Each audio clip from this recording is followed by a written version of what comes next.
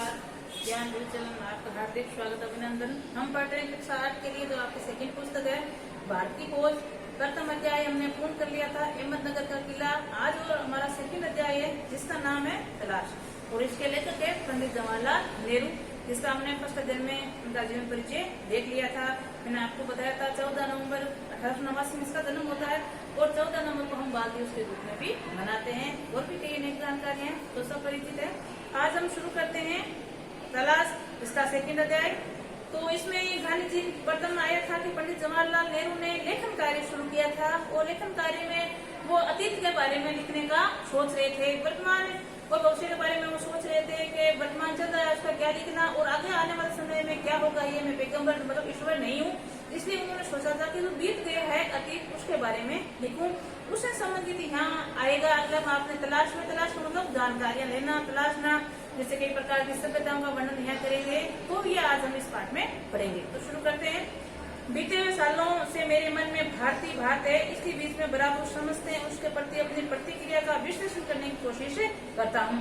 जवाहरलाल नेहरू जी कह रहे हैं कि मैं भारत के बारे में या भारत को जानने की कोशिश करता हूँ ताकि उसकी जो पुराना अतीत है उसको मैं अच्छी प्रकार लिख सकूं। मेरे बचपन की ओर लौट कर याद करने की कोशिश की कि तब कैसा महसूस करता था जब मेरे मन में अवधारणा से ऐसा धुंधला रूप ले लिया और मेरा ताजा अनुभव उसे कैसे संवारा था। ये लेकर कह रहे हैं कि जब मेरा बचपन था तो भारत के प्रति कैसा धुंधलापन था और जो मेरा अभी ताजा अनुभव है उसको कैसे संवारा है। आखिर ये भारत क्या है, अतीत की किस विशेषता का प्रतिनिधित्व करता है, उसने अपनी प्राचीन शक्ति को कैसे खो दिया या उसने शक्ति को पूर्ण तरह खो दिया है। विशाल जनसंख्या का पसेरा होने के अलावा क्या उसके पास ऐसा कुछ बचा है जिसे जानकर कहा जा सकता है कि आधुनिक विश्व से इसका तालमेल किस रूप में बैठता है। यहाँ जो लेखक है वो कह रहे हैं कि जो भारत का पहले का स्वरूप था या भारत सोने की चिड़िया कहलाता था वो कहाँ खो गया है, उसने उसका स्वरूप बदल दिया गया। अब केवल मात्र एक जनसंख्या वाला देश बनकर रह गया है। तो अभी लेखक जो लिखना चाह रहे हैं या बताना चाह रहे हैं तो के जो विश्व के दूसरे देशों की जो स्थिति है या उनका स्थान है उनके साथ क्या भारत अपना तालमेल बिठा सकता है। भारत मेरे खून में सा बसा था, उनके बावजूद मैंने उसके एक बाहरी आलोचक की नजर से देखना शुरू किया। ऐसा आलोचक जो वर्तमान के साथ साथ अतीत के बहुत से अवशेषों को जिन्हें उनके देखा था नापसंद करता था, एक हद तक उस तक पश्चिम के रास्ते से होकर पहुंचा था। लेकिन कहते हैं कि मेरा भारत के प्रति काफी लगाव है, जुड़ाव है, मेरे खून में रंगा बसा है भारत। फिर भी मैं भारत को एक आलोचक की नजर से देखना चाहता हूं ताकि उसके पक्षपात ना हो पाए। इसलिए लेखन कार्य के तहत भारतीय को लेखक है वो एक आलोचक के रूप में देखते हैं और इनके जो बीते हुए अवशेष हैं जैसे हम सभ्यताएं ले, सिंधु घाटी सभ्यताएं, मिस्र की सभ्यताएं, उसके प्रति जो पुराने अवशेष हैं उनकी खोज कर उनके बारे में लिखें। पसंद नापसंद, किस प्रकार के व्यक्तित्व था, क्या क्या पहले होता था, पश्चिम में क्या था, ये सारी बातें लेखक एक अलग रूप में होकर देख कर प्रकट करना या लिखना चाहता है। मैंने भारत को जान लिया था, मैं जो उसके अतीत की विरासत के बड़े हिस्से को खारिज करने का साहस कर रहा था। लेकिन अगर भारत के पास कुछ भी नहीं होता तो वह जीवित और टिकाऊ रहता, पर वह बहुत तो कुछ सार्थक है। भारत का वजूद इस रूप में नहीं होता आज वह हजारों वर्ष तक अपने सभ्य अस्तित्व को पहचान कर रूप में कदापि बनाए नहीं रख सकता था। वह विशेष तत्व आखिर क्या है। अब जो हमारे लेखक हैं जवाहरलाल नेहरू जी वो कह रहे हैं कि भारत को मैंने जान लिया या पहचान लिया या उसके अतीत को मैंने खोज लिया, शायद ऐसा संभव है। तो उसके बारे में क्या क्या है, कैसे जीवित रहा है, इतने वर्ष कैसे टिकाऊ रहा, क्या सार्थक चीजें हैं उसके अंदर है, हजारों वर्ष तक उसका जो सभ्यता का अस्तित्व था उसकी क्या पहचान थी, ये सारी आखिरकार जो मेरा विषय बनने वाला है उसके बारे में वो सोच रहे हैं। मैं भारत के उत्तर पश्चिम स्थित सिंधु घाटी के मोहनजोदड़ो के एक किले पर खड़ा था। अब भारत ने अतीत के बारे में लिखने की सोची है, लेखक ने अतीत के बारे में लिखने की सोची है। तो अतीत में उसने जो सिंधु घाटी सभ्यता की जो है खोज है वहाँ मोहनजोदड़ो वहाँ लिखने के लिए गया है। तो कहते हैं कि मैं मोहनजोदड़ो के किले पर खड़ा हूँ और इसके प्राचीन नगर के घर और गलियां बिखरी थी जिनका संपन्न 50,000 वर्ष पहले बताया जाता है। यह सभ्यता काफी पुरानी बताई गई है। कितनी पुरानी बताई गई है? 5,000 वर्ष लगभग इनको पुराना बताया गया है जो सिंधु घाटी सभ्यता है उसके बारे में। साथ ही ये भी कहा गया है कि वहाँ एक प्राचीन और पूर्णतः विकसित सभ्यता थी जो ये सभ्यता है, सिंधु घाटी सभ्यता, खुदाई में इसके अवशेष मिले, उससे हमें पता चलता है कि ये काफी विकसित और पूर्ण सभ्यता थी। इसका अर्थ है भारतीयपन और इनकी आधुनिक भारतीय सभ्यता का आधार व विचार आश्चर्यचकित कर देता है कि कोई संस्कृति या सभ्यता इस प्रकार 5-6 हजार वर्ष या उससे कुछ अधिक समय तक निरंतर बनी रहे, वे भी एक बराबर परिवर्तनशील और विकासमान रहकर फारस, मिस्र, ग्रीस, चीन, अरब, मध्य एशिया और भूमध्य सागर के लोगों से उसका बराबर निकट संपर्क रहा होगा।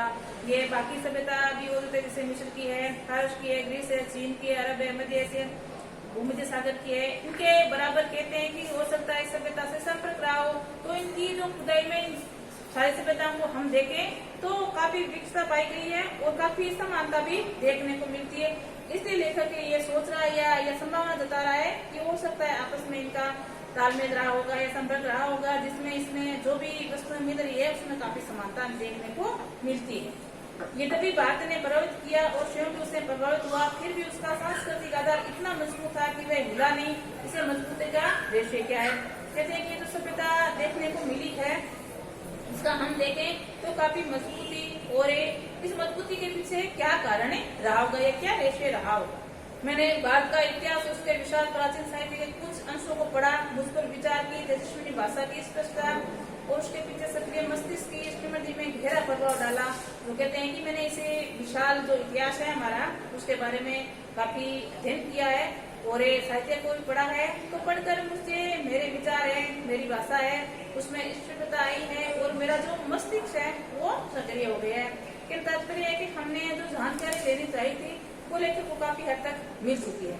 इन पराक्रमी यात्राओं के साथ भारत की यात्रा का सुदूर अतीत या चीन या पश्चिमी मध्य एशिया से आए अपनी यात्राओं को दास्ताना छोड़ गए और कहते हैं कि भारत के अंदर या तो विदेशी आकर यहाँ यात्रा की है या भारतीय बाहर जाकर विदेश में यात्रा की है, तो उनका हमें अतीत के रूप में पढ़ने के लिए मिलता है, क्योंकि उन्होंने जो देखा या महसूस किया वो लेखन कार्य के रूप में हमारे पीछे छोड़ कर गए, जो आज हमारा इतिहास है। जैसे हमने मुगल काल के बारे में पढ़ा था, तो मुगल काल के समय कौन कौन से जैसे विदेशी राजदूत आए थे, जैसे मेघविस्त आया था जो सबसे अंतर्राष्ट्रीय पहला राजदूत था, तो उसने जो मौर्य प्रशासन था उसके बारे में लिखा, तो आज हम इतिहास के रूप में उनको पढ़ते हैं। इसलिए पंडित जवाहरलाल नेहरू जी कह रहे हैं कि इस प्रकार का वो लेखन कार्य पीछे छोड़ गए हैं, दास्तान छोड़ गए हैं, जिसको हम पढ़कर एक इतिहास के रूप में उनको पढ़ते हैं। बहुत सी जगहों भारतीय की उपलब्धियों के बारे में सोचने लगा। मैं हिमालय पर घूमता हुआ, जिसके पुराने मथकों और दंत कथाओं के साथ निकट संबंध है, जिसमें हमारे विचारों और साहित्य को बहुत दूर तक प्रभावित किया है। पहाड़ों के प्रति मेरे प्रेम ने कश्मीर के साथ मेरे खून के रिश्ते से भी मुझे उसकी ओर विशेष आकर्षित किया गया है। देखकर ये जैसे हिमालय की बात बता रहा है, पहाड़ियों की, और ये कहते हैं कि उनके प्रति जो हमारा आकर्षण है उसके कारण ये रहा है कि जैसे विशाल नदियां हैं जो हमारे से निकलती है, मैदानों की ओर आती है, अनगिनत ऐसे पहलू है जिसे हम पढ़कर, जैसे कई नदियां, जैसे सिंधु का नाम यहाँ आया है, इंडस आया है, इसके आधार पर देश का नाम पड़ा इंडिया और हिंदुस्तान, जिसके पार करके हजारों वर्षों से ये जातियां, कबीले, काफिले, खोजें आती रही है। ब्रह्मपुत्र इतिहास की मुख्य धारा में लगभग कटी हुई है, पर पुरानी कहानियों में आज भी जीवित उत्तर पूर्वी पहाड़ियों के हृदय में गहरी बड़ी दरारों के बीच में परवश मार्ग बनाती भारत में प्रवेश करती है। ब्रह्मपुत्र के बारे में बताया गया है कि मुख्य धारा से तो कट गई है, लेकिन इनकी पुरानी जो यादें हैं वो आज भी हमारी गहरी दरार रूप में बसी हुई है। फिर पहाड़ों और जंगलों में भरे मैदानों के बीच शांत रमणीय धारा के रूप में बहने वाली यमुना, जिसके चारों ओर नृत्य, उत्सव, नाटक और समझने कितनी पुरानी कथा इतनी है। जैसे हम यमुना नदी को देखें, जिसमें कृष्ण भगवान की कई लीलाओं का वर्णन वहाँ देखने को मिलता है, तो कहते हैं कि कई पुरानी कथा इससे जुड़ी हुई है। हृदयराज किया जा सकता है, लाखों तक तादादों में, मतलब संख्या में लोगों को अपने तटों की ओर खींचा है, और प्राचीन कला में आधुनिक युक्त गंगा की गाथा, भारत की सभ्यता और संस्कृति की कहानी गाई जाती है। पवित्र नदी के रूप में गंगा को हम मानते हैं, आज भी ये परंपरा पुरानी कथा से चली आ रही है। और नदी के किनारे ही आदि मानव ने खेती वगैरह करके या इस प्रकार का कार्य करके नदी के तट पर ही बसेरा किया था, नगरों को बसाया था। मैंने पुराने स्मारकों और जो अवशेष है उसमें पुरानी मूर्तियां, भित्ति चित्रों को देखा, जैसे अजंता, एलिफेंटों गुफाओं की अन्य स्थानों पर देखा मैंने। आगरा दिल्ली के कुछ ही समय बाद बड़ी खूबसूरत इमारतों को भी देखा, जहाँ का प्रत्येक पत्थर आज भारत के अतीत की कहानी कह रहा है। हमें पुरानी गुफाओं को ले या पुराने जो भित्ति चित्र है या अभिलेख है पुराने, उनको हम देखें पढ़ें तो अतीत के बारे में उनको हमें गहरी जानकारी मिलती है। इसमें लेकर आगरा और दिल्ली की जो भव्य इमारतें बनी हुई है स्मारक के रूप में, उनका भी वर्णन कहते हुए कह रहे हैं कि इन पत्थरों पर भारत का खूबसूरत अतीत अंकित है, जिसे हम पढ़कर इतिहास के बारे में जानकारी प्राप्त करते हैं। मैं अपने शहर इलाहाबाद लेकर का जब जीवन परिचय आया था तब आपको बताया था मैंने पंडित जवाहरलाल नेहरू का जन्म कहाँ हुआ है, इलाहाबाद में। तो कहते हैं कि अपने शहर इलाहाबाद या फिर हरिद्वार मैं महान स्नान हुए कुंभ के रूप में जाता हूँ। काफी बार वहाँ कुंभ का जो प्रयागराज का मेला लगता है प्रत्येक 3 वर्ष बाद, उसकी जिक्र करते हुए कहते हैं कि मैंने कई बार कुंभ का मेला देखा है और वहाँ पर भी सैकड़ों और हजारों की तादाद में मतलब संख्या में लोग आते हैं। वैसे जैसे हजारों वर्ष उसके पूर्व के गंगा स्नान के लिए भारत में सभी कोने से आते हैं। जिस प्रकार कुंभ का मेला प्रसिद्ध है, उसी प्रकार भारत में गंगा नदी का भी पवित्र स्थान बताया है। पूरे कोने कोने से प्रत्येक स्थान से वहाँ पूर्वज या हमारे पूर्वज या हम वहाँ जाते हैं। मुझे 13 सालों बाद पहले चीनी यात्रा कुछ दूसरे लोगों द्वारा लिखे इन पर्वतों वर्णों की याद आती है। गोकी के इस समय की मैंने ये मेले पुराने पड़ चुके हैं और अनजाने भारतीय काल में गुम हो गए। मुझे हैरत होती है कि कौन सी प्रबल आस्था थी जो हमारे लोगों की अनगिनत पहाड़ियों से भारत की इश्म नदी की ओर खींचती चली आ रही। लेकिन कह रहे हैं कि ये काफी पुरानी बात हो गई है, काफी अनजान भी कुछ देखने को मिलता है। फिर भी ऐसी पता नहीं क्या आस्था है हमारे अंदर, क्या प्रबल इच्छा है जो हमें इन नदियों की ओर आकर्षित करती है या खींचती है।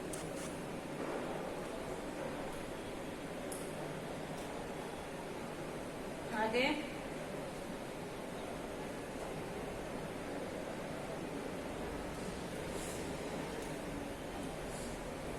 आगे लेखक बता रहे हैं कि मेरे अध्ययन की पृष्ठभूमि के साथ इन यात्राओं का दौरों को मिलकर मुझे अतीत देखने की अंतर्दृष्टि मेरे मन में भारत की ओर तस्वीर थी।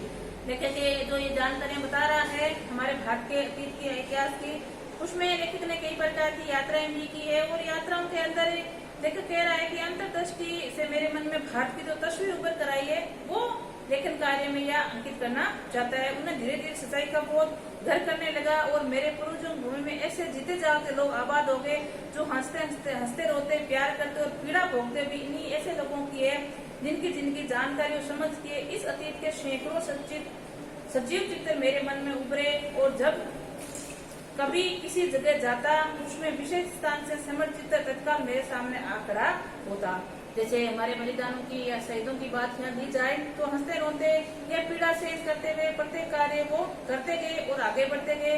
तो लेखक कहता है कि मेरे मन में उनके सामने जो पुराने चित्र है वो समझ होकर सामने उपस्थित होते हैं। बनारस के पास सारनाथ में मैंने बुद्ध को उनका पहला उपदेश, आपने पढ़ा होगा बुद्ध के बारे में, तो बुद्ध ने पहला अपना जो उपदेश दिया था वो सारनाथ के अंदर दिया। तो लेखक कहते हैं बनारस के पास में पड़ता है सारनाथ।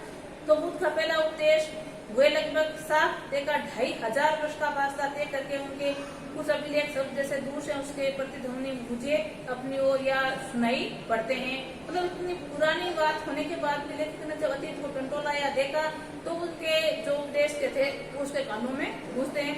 जैसे अशोक का ले जाए तो अशोक के जो शिलालेख है काफी वर्षों पुराने अशोक है जो मौर्य वंश का शासक है। तो अशोक ने जैसे हमारे महाजनपद 16 होते थे, 16 में से सबसे शक्तिशाली महाजनपद मगध था और मगध को जो मौर्य प्रशासन का शासक था, प्रथम शासक था चंद्रगुप्त मौर्य, उन्होंने अपनी राजधानी बनाई थी और बाद में बिंदुसार बनता है। बिंदुसार के बाद में अशोक आता है। तो अशोक ने लगभग 16 महाजनों पर अधीन कर लिया था या राज किया था और उन्होंने कई प्रकार के अभिलेख लिखे हैं, सारनाथ भी हैं, जिससे हमें उसके बारे में या उस वंशज के बारे में कई प्रकार की जानकारी मिलती है। इसलिए लेखक अशोक का जिक्र करते हुए कहते हैं कि अपने शिलालेखों के माध्यम से मुझे ऐसे आदमी के बारे में बताते हैं जो खुद एक सम्राट होकर भी किसी अन्य राजा और सम्राट के महान था और फतेहपुर सीकरी उसके साम्राज्य में बुलाकर बेटा अकबर विभिन्न मतों के विद्वानों के स्वाद और विवाद कर रहा है। जिसे अकबर के नाम ले महान अकबर का तो मुगल प्रशासन का शासक था। बाबर, बाबर के बाद में हुमायूं, और हुमायूं का बेटा कौन था? अकबर। तो अकबर की महानता सभी ने इतिहास में पढ़ी होगी, देखी होगी, सुनी होगी। तो वो अपने आप को और फतेहपुर सीकरी उसके रिमार्क बनाई गई है और कहते हैं कि फतेहपुर सीकरी इबादत करने पर ही उन्हें पुत्र रत्न की प्राप्ति हुई थी, जो आगे जहांगीर के रूप में शासन किया था, जिसका बचपन का नाम सलीम था। तो ये कहते हैं कि ये महान अकबर के बारे में पढ़ने को हमें मिलते हैं और जिज्ञासु भाव से मनुष्य की शाश्वत समस्याओं का हल तलाश रहा था। मतलब मैं और भी कई प्रकार के जो इतिहासकार थे, विद्वान थे, जिनके लिखे हुए लेखन थे, उनको मैं तलाश रहा था, खोज रहा था, ताकि अतीत की संपूर्ण जानकारी मुझे प्राप्त हो सके। इस तरह भारत के इतिहास की लंबी झांकी अपने उतार चढ़ाव के लिए विजय पराजय के साथ जैसे धीरे धीरे मेरे सामने खुलती जा रही थी। लेखक के जैसे जैसे इतिहास को डंडोल रहे थे, उसे नई नई खोजें, नई नई जानकारी उनको मिल रही थी। कहाँ किसने विजय प्राप्त की, किसको हराया, कैसे पराजय हुई, कैसे आगे बढ़े, कैसे जैसे दिल्ली सल्तनत का चला जिसमें 5 वंश आए थे, गुलाम वंश, खिलजी वंश, तुगलक वंश, सैयद वंश,